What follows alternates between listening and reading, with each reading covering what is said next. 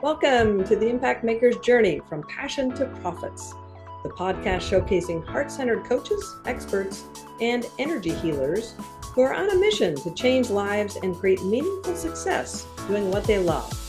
I'm your host, Wendy Vaughan, business success coach and founder of Impact Maker Coaching.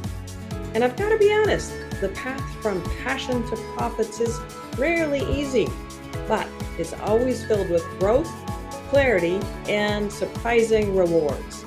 Now, each week I sit down with inspiring impact makers who have turned their knowledge and wisdom into thriving businesses that are making a meaningful difference for others. And we'll explore their personal and professional journeys, how they found their calling, and how they continue to stay aligned with their passion along the way.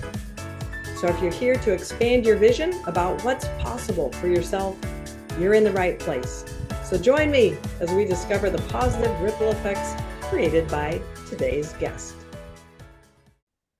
Hey, hello everyone. I have as my guest today, Andy Bhattacharyya. Now, Andy is the founder of Amplo Global Inc, and he's a pioneer in sustainability and AI-driven innovation.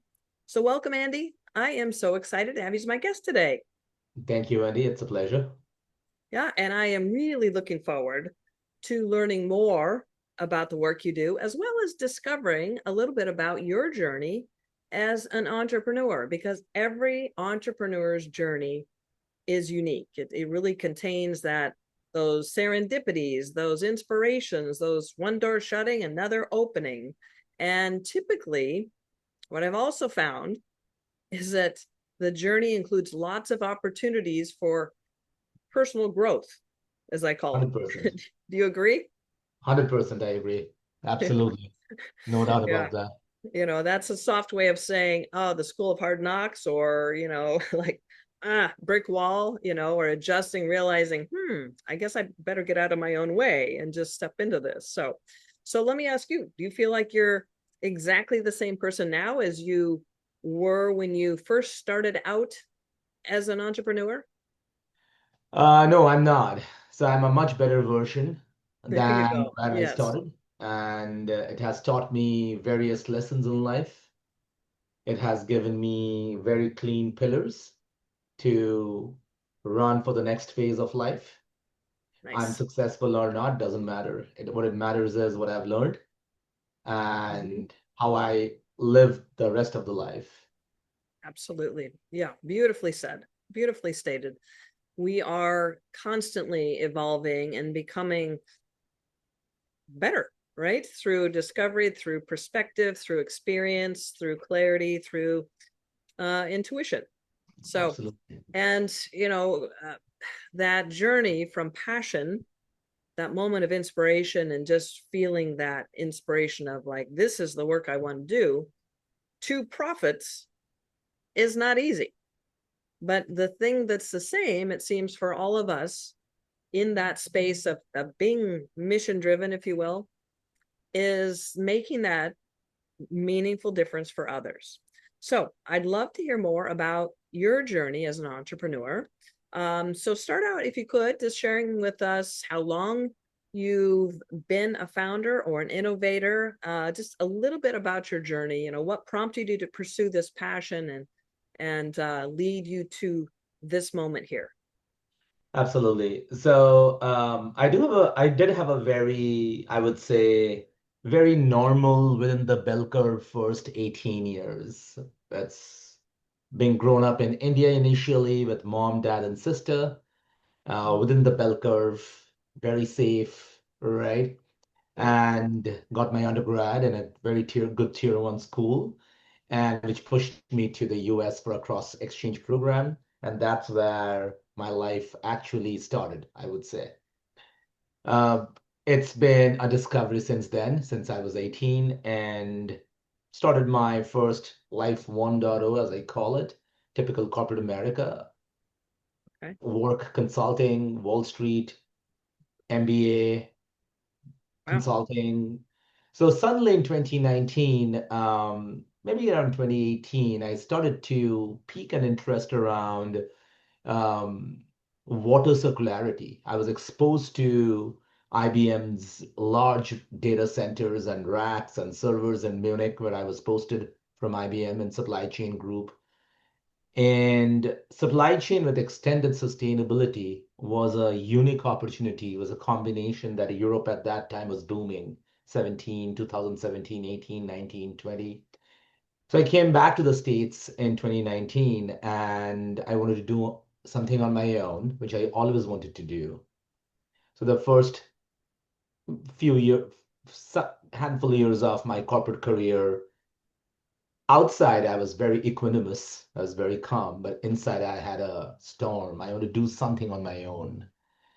And I always questioned the corporate world.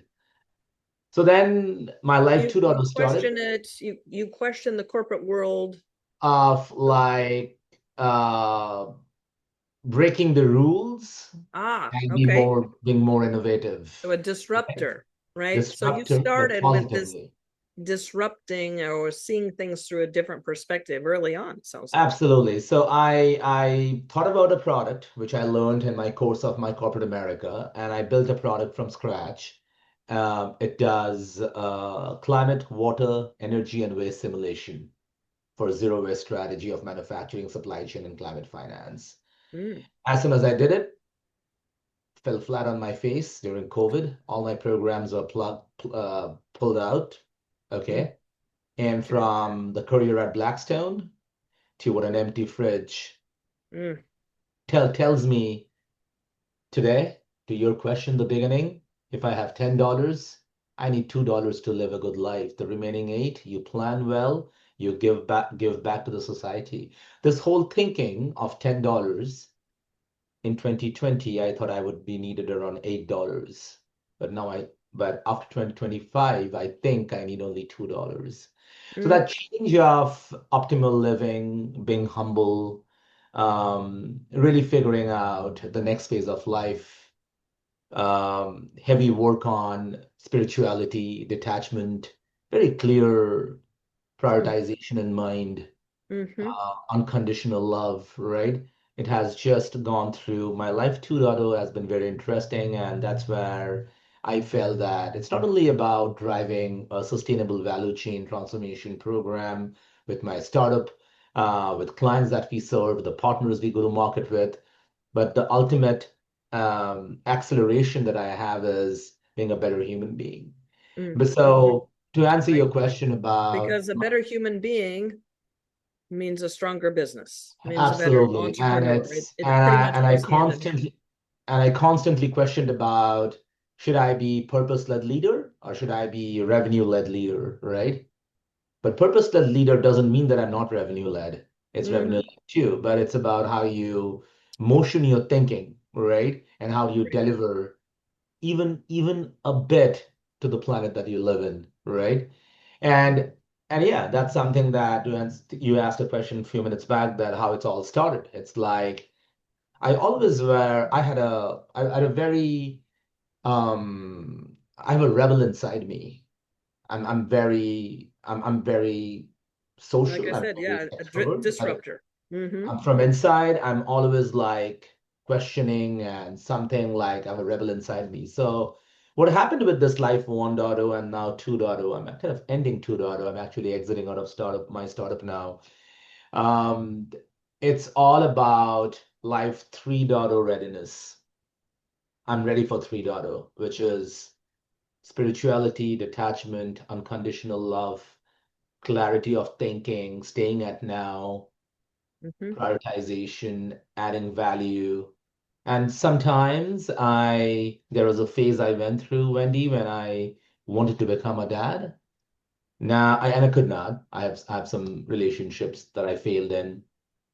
Mm. But two things I've achieved, Wendy, in 2025 as we finish. Such a wonderful time to discuss this whole thing. It's a fresh start for 2026 for me. So two things is very important, Wendy. One is the whole journey to wanting to become a father 10 years back. Now I'm a godfather. I'm teaching at Rutgers. I'm touching all the Gen Zs to be a bridge between millennial and Gen Zs to shape up their thinking that there's a life beyond cell phones, right? Right. Uh, Such a So huge and important role yeah, right there. That's father to a godfather, right? So I don't need kids anymore. I want to be touching millions of kids now, even including my nonprofit, right? Mm, The second thing I've achieved is how to bake a journey from being average to from a developing country, being average to be above average. That journey I want to leave back. And the call to action for me is to come to me and let's share our stories together, right? Where I say the two things. And nobody has asked anyone to do what I'm saying to do, right? It's from inside I have that from, action, yeah, right? you're From feeling inside. prompted or My inspired to journey do to this. that from father to a godfather and being average to above average. The Hmm. second one has a recipe. The first one also has an emotional recipe. The second one has an emotional and intellectual recipe, right? And I want to part that knowledge. That's what I write. That's what I do nonprofit. That's what I teach. That's what I stargaze in Monarchia, because everything comes together to me in a Zen state to leave back that message that you can be in control to make life simple, which is the toughest thing to do in the world. Yes, that is the sign of a genius, to turn complex into simple. And truly that is our responsibility as thought leaders to create that assimilation. So now I know that your specialty is working with sustainability and AI driven innovation. So Mhm. who, what type of industry Yeah. or industries or corporation Mhm. specifically do you serve? I'll give an example. I work for packaging companies a lot. So the packaging company, when they go to, let's say, you'll see a two juice bottle connected with Mhm. a dog bone, plastic dog bone, or a sustainable plastic dog bone. That Right. whole design, it has a lot of engineering, sustainable engineering, low carbon transition engineering, Mm. supply chain make of those, working with Tropicana and Welch's and others to create those dog bones as a packaging company.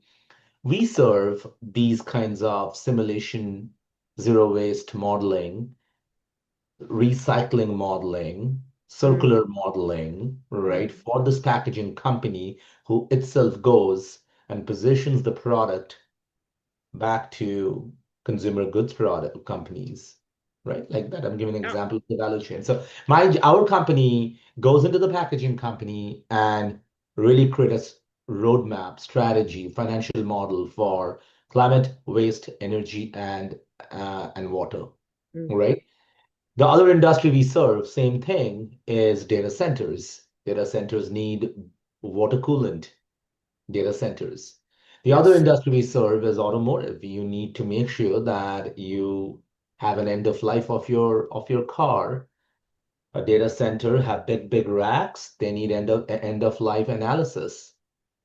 What you will do after the first life. A battery, it needs end of life analysis. What you will do in the second life. How much Mhm. waste it will come out if I keep using the battery. Is there anything way I can increase the end of life of the battery or Right. or the servers? We do all these work around end of life analysis and zero waste and all sustainable value chain stuff. Oh, such an important space that you're working in, because that's our biggest problem right now is the sustainability. Innovation, great, you can come up with new ideas, but it's sustainability and the impact that it has then on the earth. And all related to supply chain, by the way, because my background is all in supply chain. So the Mm. brand I have built is all in supply chain. But now with supply chain, I bring this quotient of sustainable supply chain, sustainable manufacturing, and sustainable finance. That's an interesting thing. We have built a few models in sustainable finance. For your 401k, Hmm. you as a consumer can decide that I have $10. $5 I will put as a mutual fund for non-fossil fuel, and $5 I will go for the fossil fuel companies as my investment portfolio. The $5 which goes for non-fossil fuel, you get a tax break. You make money on that. right? 401k, anyway, you get a tax break. Right. But once you make the 401k back again, you get tax break. So we're into this whole climate finance aspect as well. So we are big into, so we are not doing just saying, oh, we're going to do sustainability. It's an academic topic. It doesn't have any money. It's nice to have. I get all this, right? But how do you embed that academic topic of sustainability into supply chain, into manufacturing, into finance? Right. That's where Yeah. we make it Where real. it makes sense for the company financially. See, that's Absolutely. been kind of the nemesis, right? The financial impact, the Absolutely. profitability impact. Sure, we all 100%. want to be um, environmentally friendly, but what I've heard, at least from my side of the fence, is that actually implementing some of these concepts creates, disrupts systems that are in place, and so it's not financially accessible. But what I'm hearing you say is that's all being re-engineered and factored Mhm. in based on the work that you do. Absolutely. Yeah. Yeah. So that's huge. That's huge. So can you share a little story, maybe? Give us an idea of a company that you worked with previously, kind of where they were at, what they were struggling with, what was going on for them. And after then teaming up with you Yeah. and receiving your support, your guidance, Yeah. and what their profit or impact has been. 100%. So basically, I'll give the same example I'll stick to the packaging example, right? So Yep. the packaging example that I will give you is like they had suppliers. So the packaging company would design the whole packing material, let's say for Jack Daniels, right? That company, Jack Daniels, has a mandate of to using all sustainable packaging. It comes to Okay. the company I'm serving right now, my company serves. They asked us to do two things. One, give them a climate non-destructive supply chain analysis, Okay. which means I have suppliers who would be committing to the forecast, but at the same time, there should be low carbon transition programs. They should be enrolling in low carbon transitions. So this packaging company wants to reuse their packages which go to their client. They want to bring it back and reuse those. What we Okay. did for them is like a complete benchmarking, what their peers are doing, complete heat map analysis so that they know what the gaps are and hotspots are, their science-based targets and KPIs, tying those KPIs to the workers so that they are responsible to achieve zero waste strategy, and really hitting two financial KPIs, the bottom line improvement, Mm-hmm. because you're improving bottom line with zero waste, better supply management, better Right. inventory management, better profitability, and top line because now Jack Daniels is ordering more packages from this company because they are more sustainable, reusable, circularable, if I may use my own English word here. And now the revenue went up, and they said, look, we are the 92% in the rigid plastics or rigid metals packaging or flexible packaging. I'm going to increase my revenue and market share from 92% to 95% because now I'm more sustainable. I have a large Wow. order, which is I never got. So it's top line impact, Yeah. bottom line impact, good culture, employee protections with the new 401k plan. It's all coming together as a circle. I And love that. circularity is the way to go. That is amazing. That is amazing. Such a brilliant way to it's very holistic, right? Yeah. It's And it's then let me add that. multifaceted. It's Let's do all the different. AI. Let's do AI on top of it. Mm. Now circularity and AI are together. So what does the AI do? The AI, what will do, it will basically sit on our solution for this packaging company. It will do various types of things. It will manage the supplier, Okay. will manage the orders coming in from their customers. Ah. Will manage any if they manage any report that they have to produce. The AI does a lot of things So now in I this see. packaging company, along with my product, our product solution services. We have We have the whole circularity that we talked about, plus AI coming together, and the whole supply chain has been completely relooked, revamped, nothing Mhm. like before. Right. And so the AI is able to monitor supply and demand Yeah, and create a very efficiently, so there's no backlog, there's no shortage, all absolutely. that data Predicting, analysis. predicting Yeah. all those, right? Yeah. Yeah. It's amazing. That is amazing. I love that. You are really a thought leader, an innovator, and you're a disruptor, but all in a way that is globally uh, you know, improving the entire synchronicity. So Andy, what is your legacy? I mean, you are a big thinker. You're a visionary. What is your legacy? My legacy is to take that vision and give a recipe, give a framework where every individual, when they think about me, think about my legacy, think about my books, how you give a structure and chaos. Individuals who are innovators, there are two types of individuals, right? One is who is a change maker and who is a follower. We need both, Mm-hmm. right? Absolutely. My legacy, the legacy that I will leave back with is about how do you give a structure and chaos? A simple one of my employees told me, Andy, look, I have these three projects going on, one in Chicago, one in Charlotte, one in Atlanta. I can't decide. Or I don't know. Okay. Before she logs up, I said, hey, can you open an Excel? Excel to make a decision where I should go and which projects? Yeah. In column A, write all the four projects. In the column B to C to D to E, write 4 or 5 parameters. Location, travel, location, travel, right? Same Mm-hmm. time zone or note. How much you're learning from the project, which has a longevity more, right?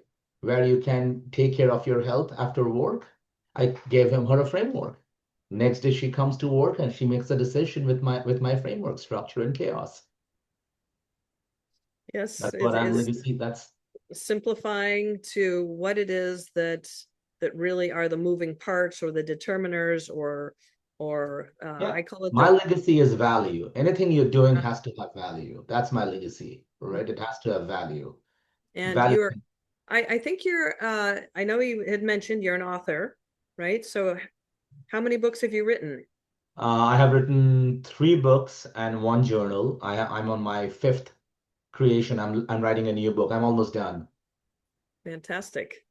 And I think I understand you also are a speaker, correct? I'm You I'm a speaker. I'm a share keynote these speaker. innovative, kind of holistic, Yeah, value I'm speaking driven. on speaking on supply chain. I'm speaking on inspirational notes between what money to an empty fridge means. I'm doing nonprofit. I'm an adjunct in Rutgers, which is very close to my house in New Jersey. And all I'm doing is ultimately merging to a dot. The dot is give back, pay forward. Teaching is a give back, pay forward. Nonprofit is, of course, give back, pay forward. Book, I'm leaving back my thoughts and legacy for the next generation to come, right? Right. Nonprofit, for profit entrepreneurship is to not only creating jobs, it's also about me, myself becoming a better version to create more impact in my life 3.0, which is just beginning, right? So for me, it's all about that dot of give back, pay forward. That's where my head is. Yeah, I love that mantra. It's the truly the North Star for you. And you're obviously very passionate about doing this work, being an innovator, being a disruptor, and also improving things for the 100%. generations to come. So, which Absolutely. is Learning is such an constant. inspiration to me because what I've seen, oh my gosh, over the past 8 years now that I've been a business coach, is that frequently the challenges of building a business, because people have their expertise in other things besides building a business, those frustrations and challenges that go along with the process often dampen that original passion and that sense of purpose. And it quite frankly, a lot of people go out of business because of those frustrations. So I love hearing of your single vision, your guiding North Star, and this legacy, this vision that you have for yourself, which reminds me of a coach that I had early in my career. Wasn't directly a coach with him, but Mark Victor Hansen, the co-author for Chicken Soup for the Soul series, he and Bob Proctor had a mastermind that I was a part of. It was called the 3% Club. And every quarter we had the opportunity to meet the small mastermind with Bob and Mark. And it was just an amazing experience. Talk about visionaries. And one of the things that he shared with me, and I'm sure with tens of thousands of others, was, Wendy, you always need to have this is what he said, a big, hairy, audacious goal. Something that just fuels your passion. It scares you, and it's so exciting. It gets you over all the small little speed bumps. So ever since then, I've always had a big, audacious goal.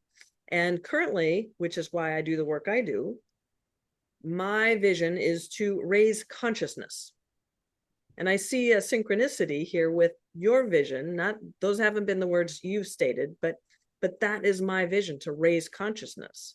Absolutely. And this is how I do this, by giving a spotlight to visionaries like yourself, by coaching those who work with individuals one-on-one to increase their awareness for what's possible instead of staying in the status quo. And you've referenced several different things that really piqued, my interest in your perspective. So I'm curious, do you have I know you do, so this is a leading question. I should just say, what is your bigger vision? What are you seeing based on the work that you're doing? What are the ripple effects that you're seeing? My bigger vision is to pull people up from the daily fights and take them to a level where they do not question to show up every day. That is the most underrated quality that a human being can have, showing up every day. The first step to make life simple with the audacious goal that everyone has, you have to have the audacious goal, you have to make it simple. The dichotomy, right? Simple meaning you can Audacious, see how it's yeah, going to and occur. executable, right? Right. Audacious Yes. goal being simple, that means it is executable. The first thing that I do, the bigger vision I have, take this people from average to above average. How? Show up every day. Show up every day. Never give up, right? And connect the dots before it happens. And spread Nice. unconditional love, right? So for me, there are very clear mantras in life. My bigger vision is to leave back that legacy, create that impact where I pull 50 people. That's maybe a good number.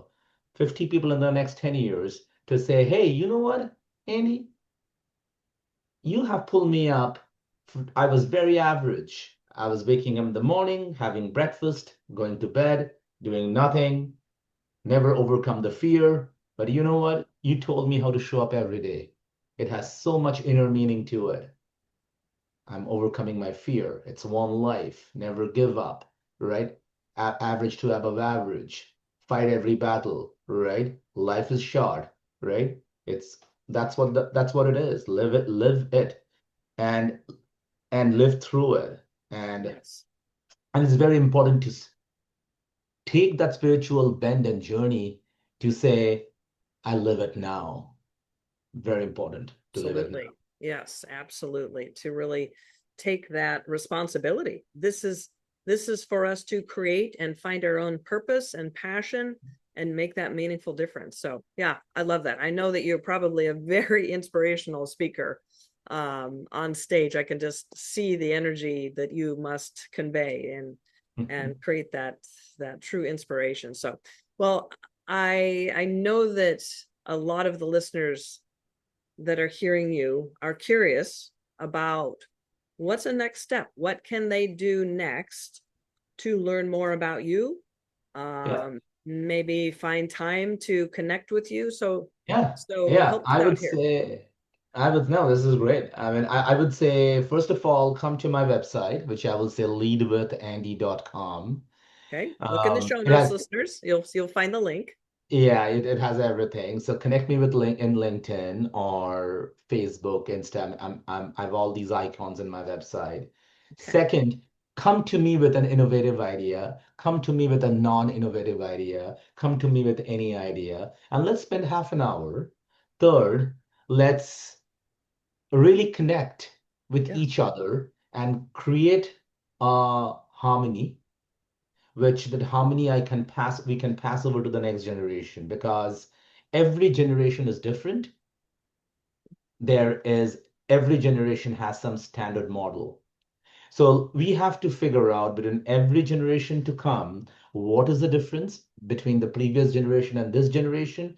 And then what is the standard between previous generation and this generation? That's where the legacy will be left back. That's what it will be connector as a bridge Mm, between hmm. Right. So previous to there's now to congruency. next. So Yeah. there's knowledge forward and innovation. Otherwise the it's all very silo. Hmm. So my Right. call to action is call me back, let's talk, let's create a difference. That's beautiful. I love that. Well, Andy, this has truly been a pleasure to have you on my show Thank you. and hearing your journey, as well as truly expanding our vision for what is possible in Yeah, this realm of sustainability, congruency, supply chain, manufacturing, climate finance, just really disrupting and improving and bringing a whole new level, a whole new standard. So thank you so much. thank you, Thank you Andy. for your contributions. Thank you for your time on the show today. And Absolutely. I can't wait to see what's next. Thank you, Andy. It means a lot to me. Thank you. All right. Well, the real life transformations facilitated by experts like my guest today are truly priceless. I mean, happiness, joy, peace, love, right? These are all what each of us ultimately strives for in life. But becoming a sought after and well paid coach or energy healer is often challenging, overwhelming, and frustrating. So, if you're a heart centered coach, expert, or energy healer who's striving for more ease, flow, and abundance, well, I've created a special gift just for you. So, check out the show notes. All right. Well, this is Wendy Vaughan signing off.